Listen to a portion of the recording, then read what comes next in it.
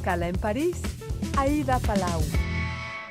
Bienvenidos a todos a este programa de Radio Francia Internacional y de France 24. Hoy hace escala en París el escritor francés François-Marie Pons. Muchísimas gracias y bienvenido. Buenos días. Bueno, le he presentado como escritor, pero la verdad es que tiene muchas otras facetas. Ha sido profesor en la universidad, periodista, fotógrafo, incluso también ha dirigido una alianza francesa en Colombia. Fue ahí donde aprendió español. Colombia, en Pereira, sí. Empecé mi vida profesional finalmente en la Alianza Francesa de Pereira en el 1974, hace muchos años ya. Y aprendí el castellano allá, en la calle, así, porque no hablaba ni una palabra cuando llegué. Ahí vivió 3 años, ¿verdad? 3 años en Colombia y después hicimos un viaje de 6 meses hasta la Tierra de Fuego, en Chile. Ha escrito varios libros. El último que acaba de publicar es muy especial. Es una carta a su mujer fallecida, a su compañera de vida, de viaje. ¿Qu'est-ce que tu vas faire après moi? Que podríamos traducir al español como ¿qué vas a hacer después de mí? Es la pregunta que le hace su esposa poco antes de fallecer. ¿Qué cree que le quería decir Sylvie con esta pregunta? Yo no sé exactamente lo que quería decir, pero ella era una persona muy positiva, a quien le gustaba mucho la vida en general. Y lo que me tocó más, finalmente, lo que me emocionó más, es que se preocupaba más de mi vida que de su muerte. Y eso es una pregunta, es la última cosa que me ha dicho, es como una palabra de despedida, pues, pero una palabra de despedida muy abierta, pues, sobre mi vida. El libro que ha escrito es un poco la búsqueda, ¿no?, a esa respuesta después de haber vivido 43 años y medio juntos. Es un libro muy emotivo, donde la ausencia de Sylvie es a veces insoportable, ¿no? Me imagino que para usted, pero para el lector también, es casi un diario íntimo. Y bueno, confieso que a veces me ha resultado hasta difícil, ¿no? Es una carta a ellas, era un ejercicio necesario para hacer el duelo. Creo que después de su muerte, donc en mayo de 2017, estaba un poco destrozado finalmente, estaba muy mal y no quería quedarme en París. Entonces, en un mes he arreglado todos los trámites y todo lo del apartamento, etc. Y yo compré un van para viajar y he empezado un viaje de 1 año y medio para visitar a nuestros amigos en Francia, primero en Francia y después en otros países como Colombia, como Canadá, como África del Norte, etc. Y las primeras semanas no he escrito nada. Es que en septiembre, 2 meses después, que esta pregunta me ha vuelto así. Y fue como una herencia, como algo que finalmente, como un legado. Es decir, que yo quería hacer algo de esta pregunta y esta pregunta me ha animado. Y me ha animado y como para mí la escritura es mi expresión, mi primera expresión. Tenía un cuaderno y he escrito así a mano, lo que no había hecho hace más de 40 años. Y he escrito todo lo que me venía así, de la emoción, de lo que vivía, pero directamente, sin tener, no tenía meta para esto, únicamente escribir, sin buscar estilo particular ni nada, era una escritura directa. Así empecé este texto y así 1 año, como 150 páginas más o menos, y no era un diario de bordo, digamos, de viaje, sino de un viaje interior finalmente. Íntimo, ¿no? Íntimo, sí.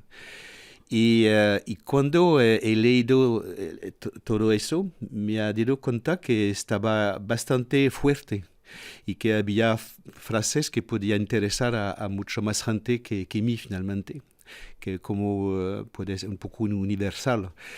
Y la forma de la carta fue una forma que se impone que se ha impuesto porque era la continuación de la correspondencia finalmente. Y yo no creo no sé si hay una vida o no después de la muerte. Lo que yo sé es que las fuerzas del espíritu existen y que ella vivía y vive todavía en nuestra mente, en nuestro espíritu. En nuestro recuerdo, ¿no? En nuestro recuerdo, sí.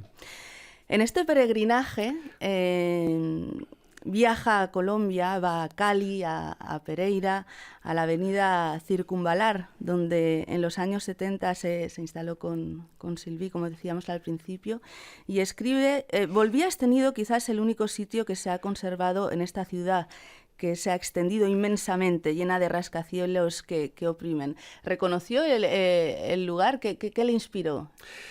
Hay que decir que nos conocimos con Sylvie en Colombia. Es decir, que éramos de la misma ciudad de Francia en Tours, pero hemos viajado los dos sin conocernos, así, por otra amiga que conocía a los dos. O sea, que fue el punto de partida finalmente. Exactamente, y finalmente íbamos para viajar así los dos, sin proyectos, sin nada especial. Y finalmente nos conocimos y allá nos hemos amado. Pero cuando yo volví allá, que era un poco la cuna de nuestro amor, hay que decir así, la única cosa que no había cambiado era el rincón donde estábamos, que era encima de la Circunvalar, que es en Pereira.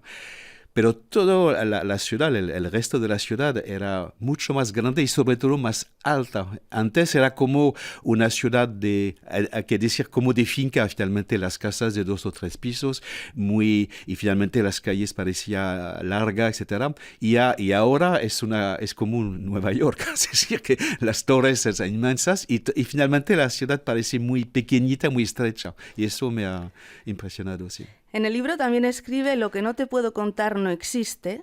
¿Cómo reaprende a vivir y cómo se vuelve a reapropiar en lo real y cómo finalmente se permite seguir viviendo, ¿no? Sí, hay un dicho africano que a mí me gusta que se dice: lo que no se ha contado por lo menos 3 veces no existe.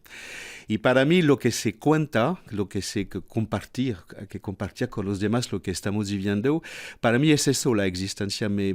Es muy importante para mí contarse las cosas de la vida. Y con Sylvie era claro, cosas que hacíamos siempre. Y ella tenía un punto de vista sobre las cosas.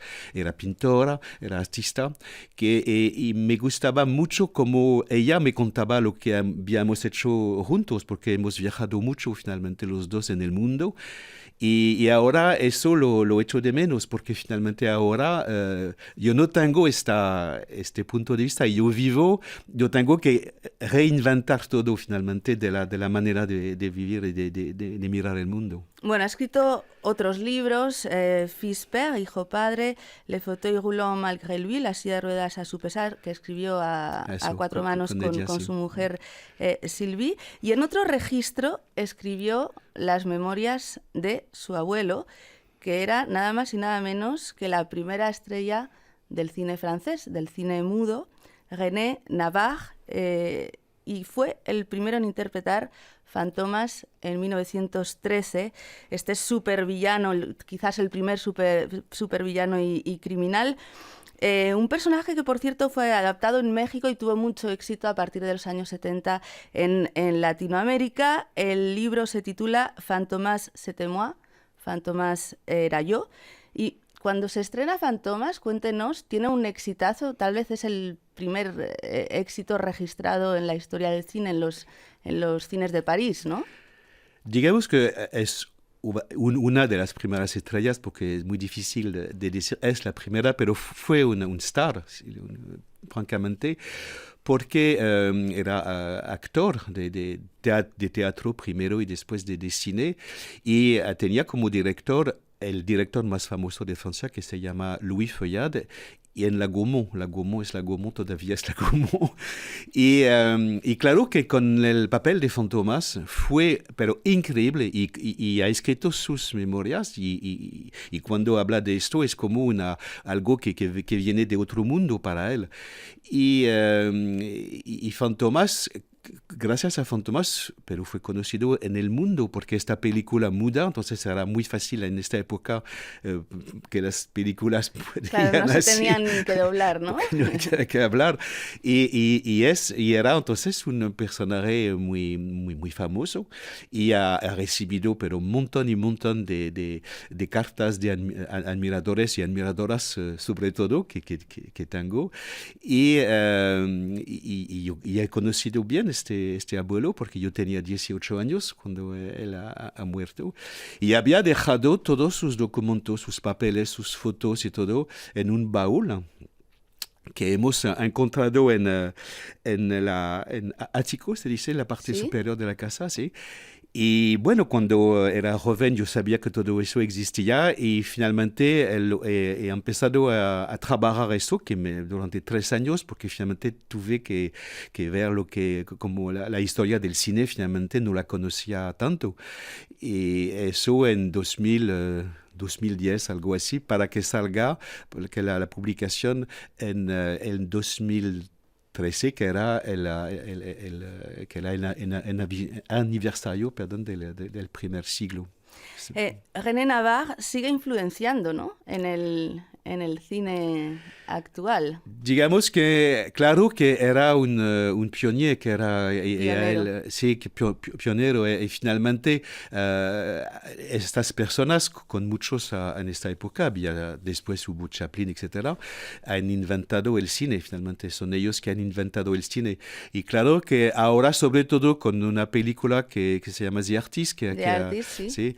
y se ve que es una película que interesa, este cine interesa mucho no a toda la gente, pero a mucha gente a quien le gusta el cine. Bueno, cuando salió fue todo un éxito Sí, en sí, taquillas. sí, fue un éxito hasta la Primera Guerra Mundial, fue increíble, fue un éxito enorme. Sí. ¿Cómo le ha influenciado su abuelo? Eso yo no sé exactamente, pero hay una cosa que yo sé, es que a ella le gustaba mucho la innovación, todo lo que era experimental. Él ha experimentado muchas cosas porque era actor, era productor, era director, tuvo su propia empresa de cine en 1916, etc. Y era director de los estudios de la Victorine en Niza, etc.